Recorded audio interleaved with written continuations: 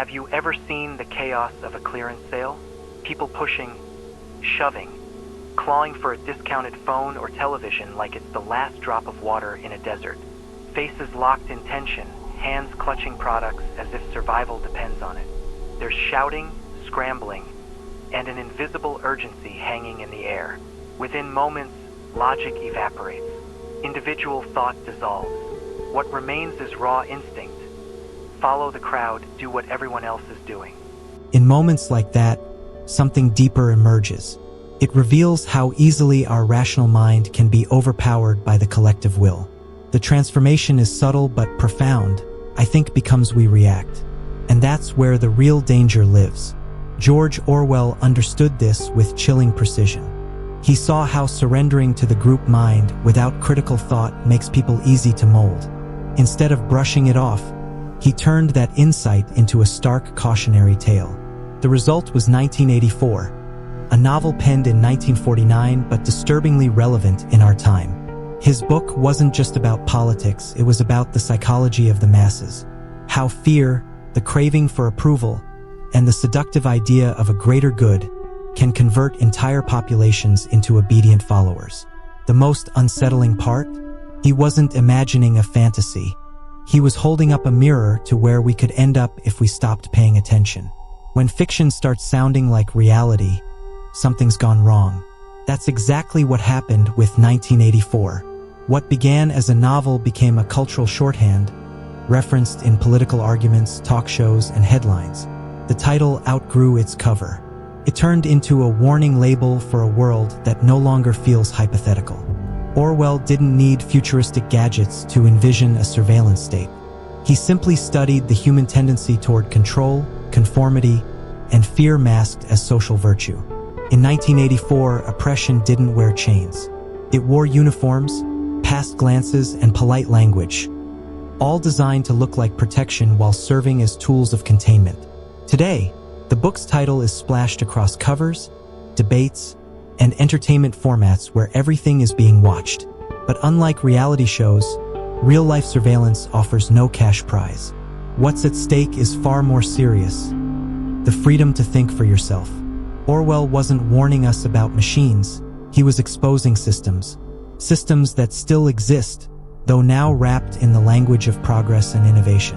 There's a delicate line between shared responsibility and blind allegiance. When the idea of the greater good becomes unquestionable, individuality becomes negotiable.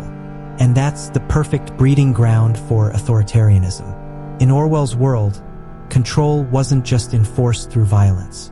It worked by erasing the self. To protect society, you were told to give up your freedom. To maintain peace, you were expected to welcome surveillance. And to preserve harmony, you were taught not to question. This logic wasn't fantasy. It echoed real regimes of the 20th century, states that played the role of guardian, teacher, even savior.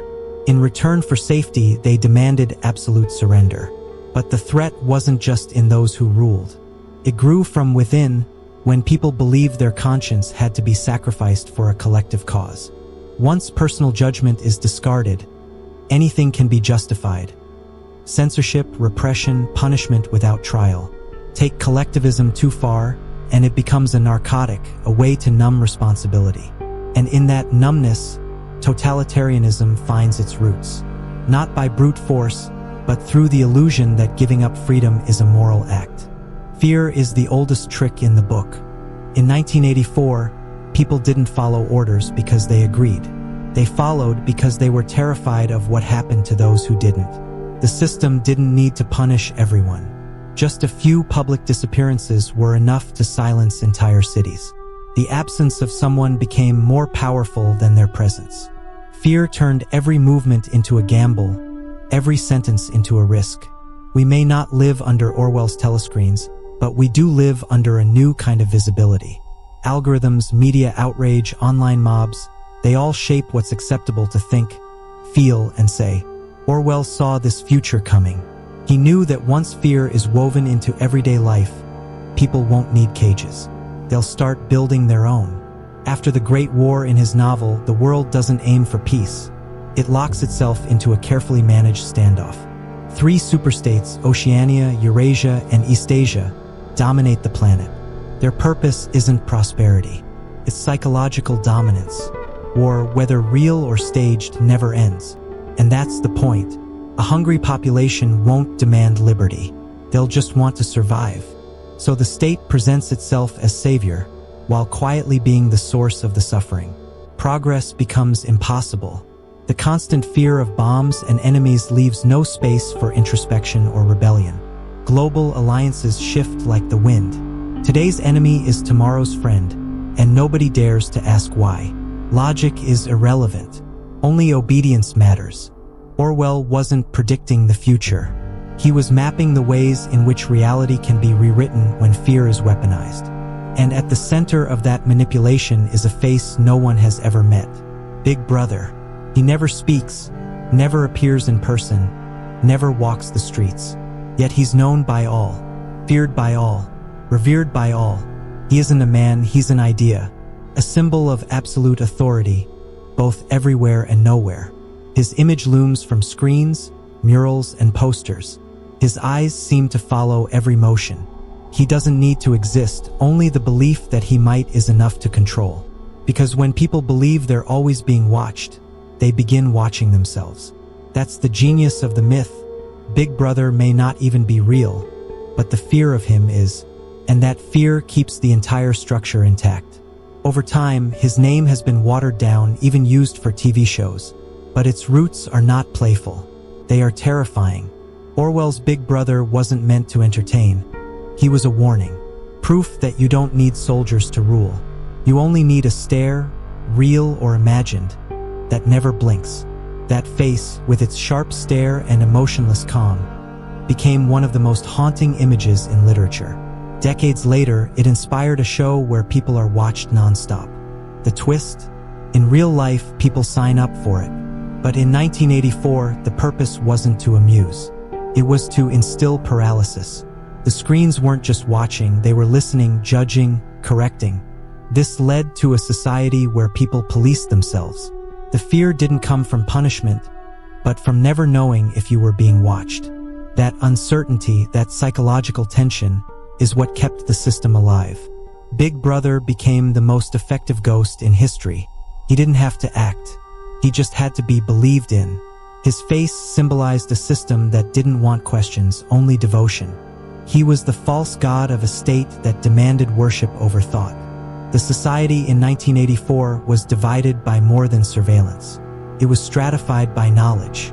At the bottom were the proles, the masses. They made up the majority, lived in poverty, distracted by games, cheap entertainment, and alcohol. They were considered harmless, not because they were free, but because they lacked awareness. The party said, if there's hope, it lies with the proles. But that hope was hollow. Without awareness, there can be no revolution. Above them were the outer party, the intellectual laborers, the professionals, the bureaucrats.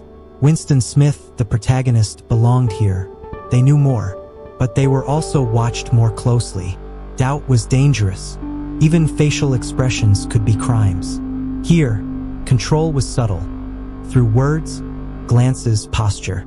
Thought itself became a battlefield. And at the top sat the inner party, the elite.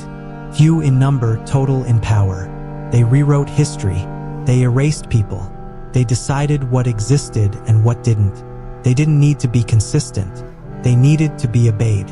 And their greatest weapon wasn't force. It was the ability to decree falsehoods as truth. This hierarchy wasn't accidental, it was essential. Total control required a gap. One group that knew too much, one that knew too little, and a majority that knew nothing. The wider that gap, the more stable the regime. It wasn't enough to dictate what people said. The party needed to shape what they believed, what they felt, even what showed on their faces. In Oceania, surveillance wasn't a violation. It was the default. In homes, in halls, in the very walls, telescreens blared propaganda and recorded everything. There was no off switch. Silence raised suspicion. Fatigue looked like defiance. And even when the screens weren't watching, the fear that they might was enough to force obedience. The most effective prison is the one you build inside your mind. But Orwell didn't stop there. He painted a world where even human relationships were infiltrated. Children were taught to report parents. Affection was seen as a threat. Love belonged only to the party. The thought police weren't after actions. They hunted thoughts. It didn't matter if you voiced your doubt or kept it buried in your mind. To think differently was to betray.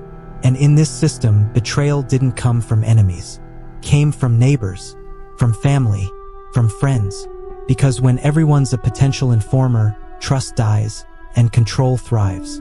How often, in today's world, do we witness individuals being publicly condemned for a single comment, taken out of context, stripped of nuance, and used as a weapon against them? Orwell's idea of a society under constant surveillance might appear extreme, but the principle is chillingly familiar. We are taught to monitor one another, to report behavior that defies the moral consensus, and to shame those who dare to question it. This surveillance isn't just physical, it's psychological. It's not only the state watching you, it's the crowd, it's the comment section, it's the digital jury, always present and always ready to pass judgment. But the most dangerous form of surveillance doesn't come from cameras. It arises when people begin to watch themselves.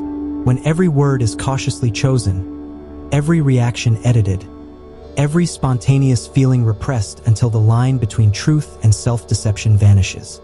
Imagine a world where deep thinking is discouraged, where reflection is seen as subversive. In Orwell's fictional regime, thought wasn't just policed, it was eliminated before it even began. That's the foundation of Crimestop, an internal reflex that erases a forbidden thought before it fully takes shape. No debate, no struggle, just immediate, invisible censorship of the mind.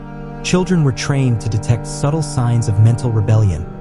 A raised eyebrow, a hesitant tone, an unapproved word, not only in others, but in themselves. Like gardeners ripping weeds before they sprout, they cut off dangerous thoughts at the source. Entire generations were raised not to think critically, but to conform instinctively, to mistake obedience for intelligence, and to view curiosity as a moral weakness. Crimestop doesn't rely on force. It relies on speed. It doesn't crush ideas. It prevents them from forming. It's a silent, internalized form of control, so effective that external enforcement becomes unnecessary. The punishment is already happening in the mind, and freedom becomes just a word from a language nobody speaks anymore. Does this sound distant from reality? Consider what happens when someone raises an unpopular question and is instantly labeled, dismissed, or shunned. How many times have you silenced your own thoughts, not because they were wrong, but because they were forbidden by the social code? Crimestop isn't fiction. It's a cultural reflex, a habit of censorship that comes from within. Orwell understood something most don't. The most effective tyrannies are those that teach people to monitor themselves. Once people begin to abort their own thoughts, there's no need for the state to intervene. The war has already been won in their minds. To survive in Orwell's world, you had to accept contradictions as truth. Enter doublethink, the ability to hold two conflicting beliefs and accept both as correct. War brings peace. Lies serve truth. 2 + 2 is equal to 5. And over time, you don't just say it. You believe it. This isn't a mistake. It's a mechanism of control. When the mind becomes comfortable with contradiction, it stops resisting. It no longer questions what is real. It surrenders. It loses its center. Truth and illusion become interchangeable. Doublethink isn't about fooling people. It's about training them to fool themselves and do it sincerely. The regime demands not only compliance but participation in the lie. You know it's false, but you obey anyway. That's when resistance dies, not when you're forced to believe the lie, but when you choose to stop caring about the truth. Sound extreme? Look around. How many people defend causes they don't understand? How often do you see individuals repeating slogans they don't believe or condemning behaviors they privately practice? All in the name of appearing correct. This is doublethink in action. It's not a prison of bars. It's a paralysis of logic. Once contradiction becomes normal, people forget where truth ends and propaganda begins. They stop asking questions. And the system doesn't need to silence them. They silence themselves.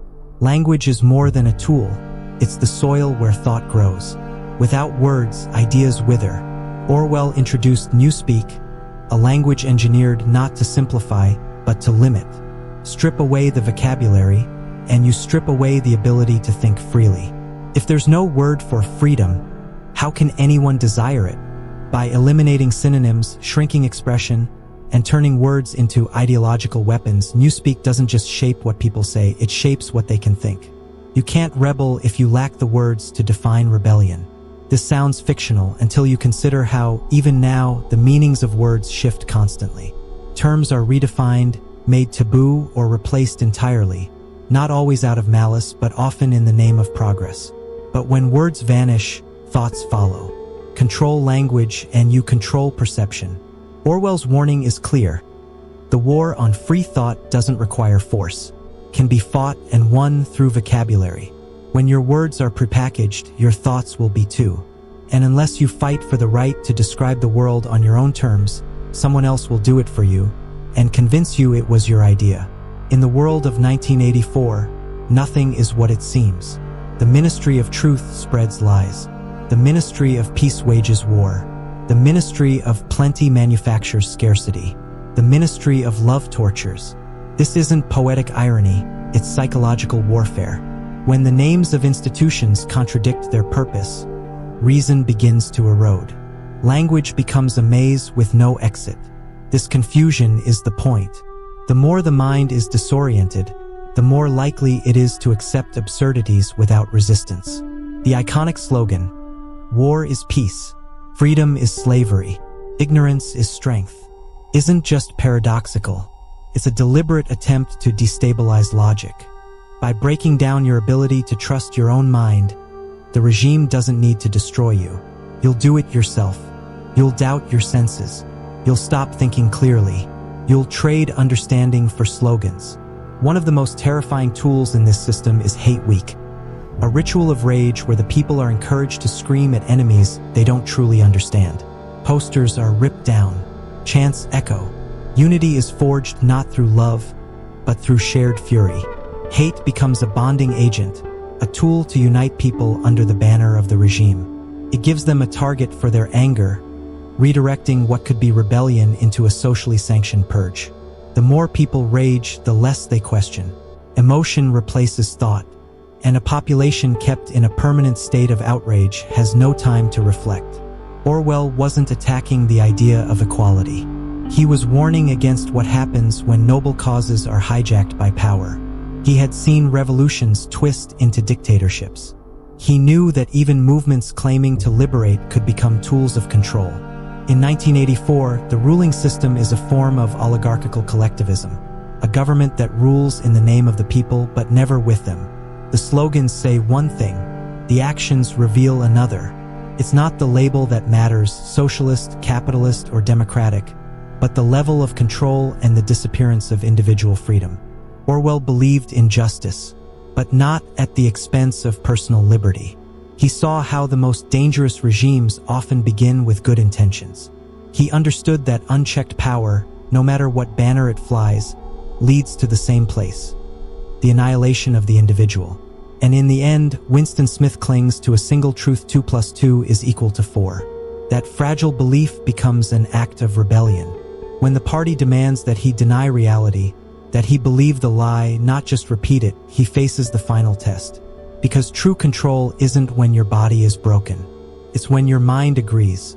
In a world where truth is rewritten daily, where anger is curated and words are controlled, the greatest resistance may be this: to see clearly, to think freely, to say, even in whispers, 2 + 2 = 4. And that's Orwell's final question to us. What does it take to stay free in a world that punishes honesty?